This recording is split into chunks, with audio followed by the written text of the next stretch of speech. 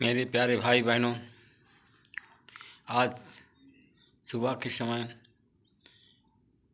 आज प्रार्थना में आपका स्वागत और आदर और अभिनंदन करता हूँ। मेरे प्यारे भाई बहनों, आज इस प्रार्थना में जुड़िए और प्रभु के आशीष प्राप्त कीजिए। मेरे प्यारे भाई बहनों, हम आपकी सेवा करना चाहते हैं। परमेश्वर ने हमें सेवकाई दिया है, आप लोगों के लिए प्रार्थना करना चाहते हैं, जिससे आपके चेहरे पर झुंझुलाहट ना हो, आपके चेहरे पर मुस्कुराहट बनी रहे। आइए हम आज आप लोगों से बात करेंगे प्रेरित की किताब 23 अध्याय का 9 वचन से। हम बात करेंगे, इस प्रकार कोलाहल मचा हुआ था।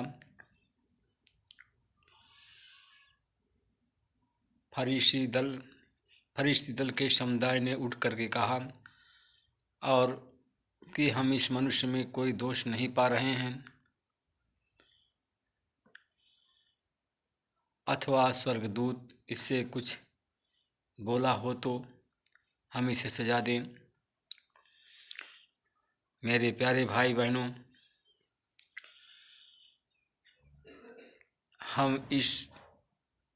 हम इसको पौलुस की तरह सच्चे विवेक से जीवन हमें बिताना चाहिए।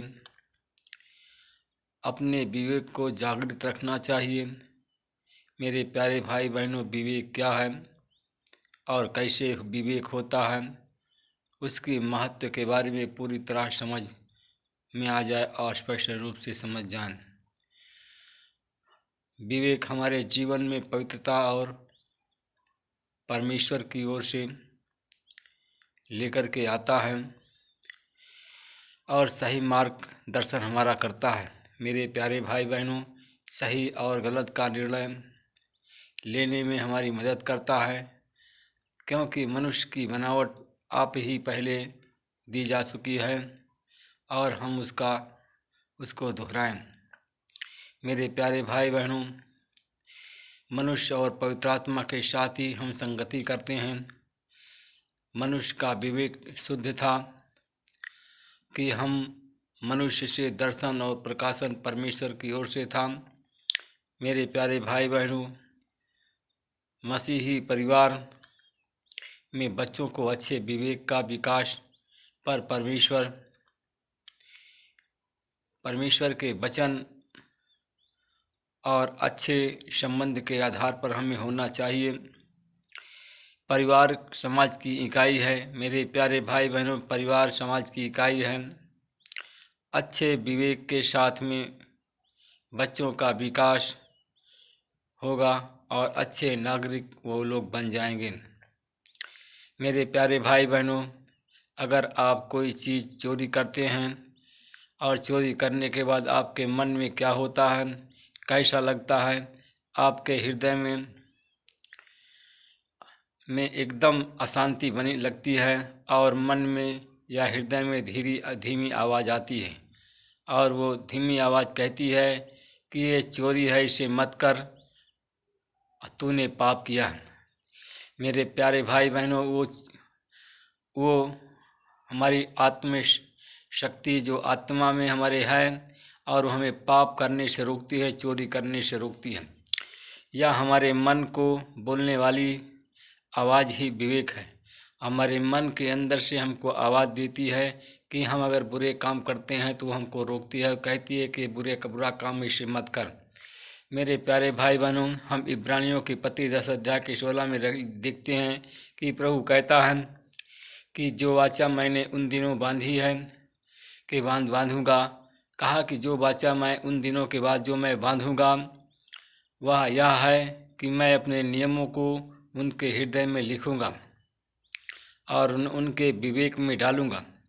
मेरे प्यारे भाई बहनों, परमेश्वर ने अपने नियमों को उन लोगों के हृदय में डालना चाहता है, उनके हृदयों में लिखना चाहता है और उनके जो लोग उन पर विश्वास करते हैं, उनसे प्रेम करते हैं।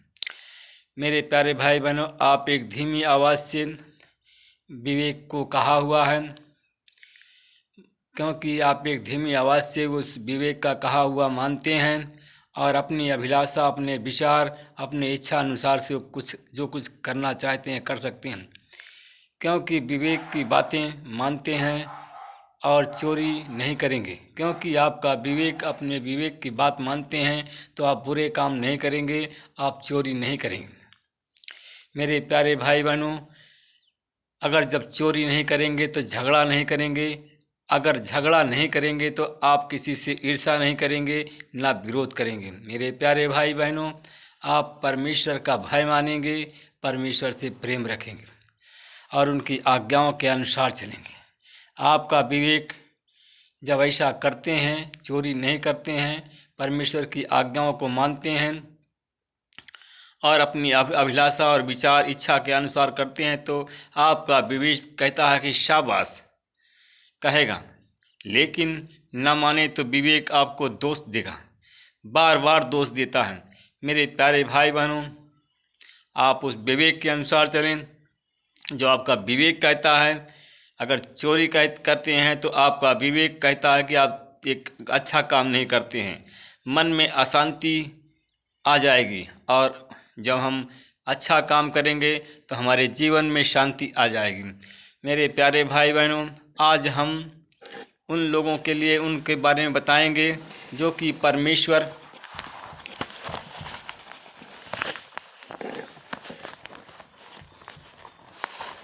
मेरे प्यारे भाई बहनों, हम आपको बताएंगे कि इस उम्र के बच्चों का विवेक की आवाज़ और माता पिता की आवाज़ एक ही होती है। हम देखते हैं कि माता पिता की आवाज़ और बच्चों की आवाज़ में कोई अंतर नहीं होता, एक होती है। और हमारे माता पिता, उनका विवेक है, क्योंकि हम माता पिता, हमारे विवेक हैं। हमारी जिम्मेदारी कितनी बड़ी है मेरे प्यारे भाई बहनों, हमारी जिम्मेदारी बहुत बड़ी है। हम अच्छी बातें सिखाते हैं और अपने बच्चों का विवेक अच्छा होगा। मेरे प्यारे भाई बहनों, अगर अच्छी बात हम बच्चों को सिखाएंगे और अच्छा राह पर चलाएंगे और अच्छा विश्वासी बनाएंगे तो हमारे बच्चे का विवेक अच्छा होगा। अगर हम बुरी बातें सिखाते हैं तो यह उस पर ध्यान नहीं देते हैं तो बच्चों का विवेक बुरा होता है और बच्चे खराब हो जाते हैं, बदतर बेकार हो जाते हैं। मेरे प्यारे भाई बहनों, हमारे बाल बच्चे को विवेक प्रौढ़ हमें बनाना है। हम अपने बाल बच्चों के विवेक को प्रौढ़ मजबूत बनाना है। और पवित्र आत्मा का काम है।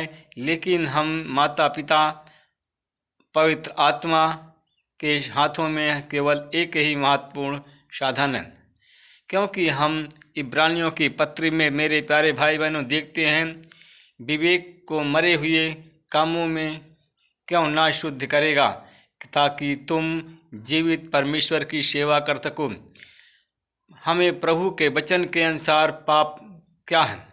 मेरे प्यारे भाई बहनों, हम देखते हैं कि हम प्रभु के वचन के अनुसार पाप क्या है और वह बातें बच्चों को बार बार सिखाना चाहिए।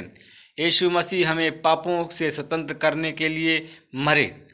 मेरे प्यारे भाई बहनों, हम यीशु मसीह हमारे पापों को क्षमा करने के लिए, हमारे उद्धार के लिए, और हमारे पापों का बोझ उसने ले लिया और हमारे लिए, हमारे पापों के लिए वो मरे।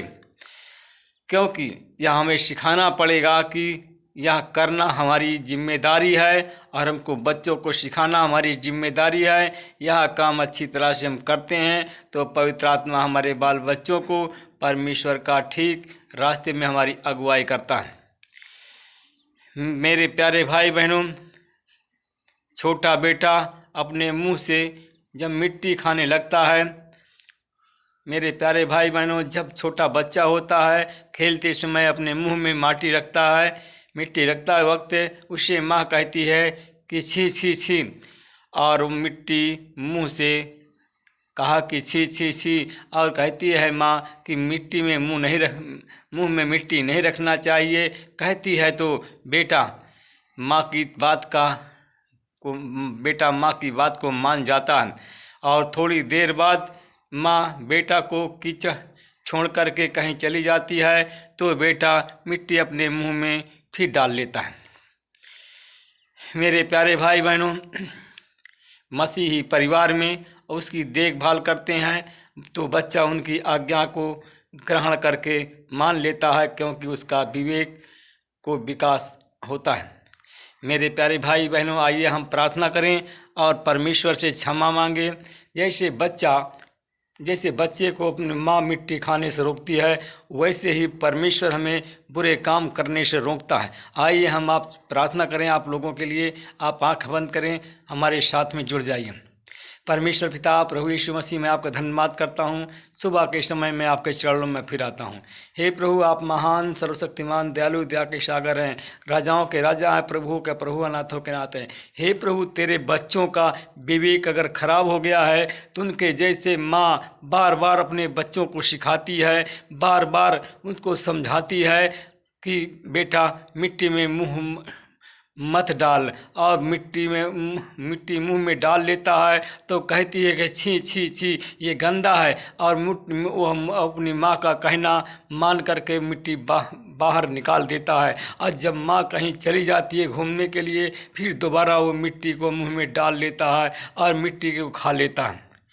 जब वो मिट्टी को खा लेता है, मेरे प्यारे भाई बहनों, जब मिट्टी ज़्यादा खाता है तो वो बीमार हो जाता है, अन्य प्रकार की बीमारी पैदा होती है। उसी प्रकार मेरे प्यारे भाई बहनों, जब आपको प्रभु का वचन सुनाया जाता है, प्रभु की आज्ञाओं को मानना सिखाया जाता है कि आप विश्वास करो, परमेश्वर से प्रेम करो, फिर भी आप प्रेम नहीं करते हैं और आप बीमार होते हैं।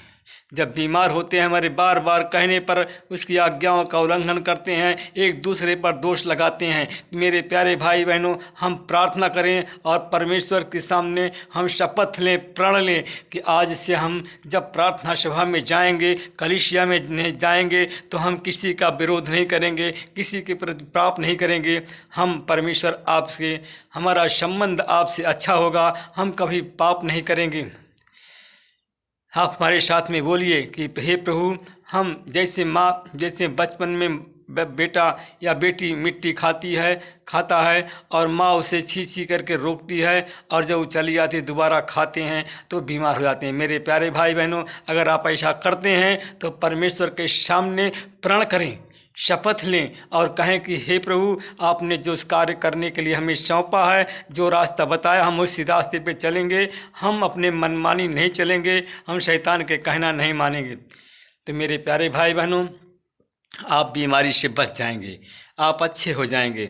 परमेश्वर पिता, मैं आपका धन्यवाद करता हूं, जो आज उस आज्ञाओं को नहीं मानते हैं परमेश्वर पिता, वो बीमार हैं, तो यीशु मसीह उनकी बंद आँखों को खोल दीजिए, उनकी बीमारी चली जाए और वो आपकी आज्ञाओं का पालन करें।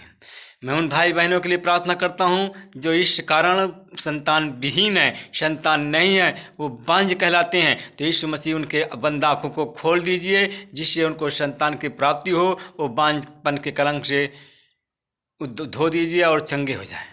उन भाई बहनों के लिए प्रार्थना करता हूं जो लोग बुखार से पीड़ित हैं, इस आज्ञाओं को न मानने के कारण उनकी बुखार उनके जीवन से चला जाए, वो लोग चंगे हो जाएं और आपकी आज्ञाओं के अनुसार चलें।